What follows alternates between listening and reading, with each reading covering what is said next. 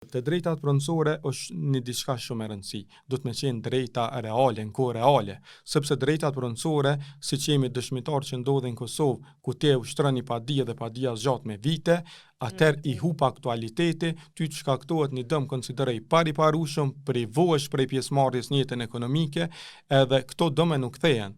E drejtësia me të vërtetë është një farë slogani që është pak klishe, po drejtësia e vënuar, për një me është drejtësia e mohuar. Ta keni mujt me hasë me shifra me ditë shembull sa raste pronësore, kontekste pronësore në këtë rast janë nëpër gjykata, edhe ndoshta sa zgjat aktualisht trajtimi në landit. Prej kësaj tavoline me këta pjesëmarrë që i diskutum, nuk mujna me gjeneru një dhanë të tillë, mirë po këto na i servon Këshilli Gjyqësor i Kosovës, nga ku të dhanat kontestimore, raportet e tyre periodike të punës, pasqyrojnë se zgjasin mbi 5 vite. Mesatarja është afër 5 viteve dhe këtu po flasim vetëm për shkallën e parë.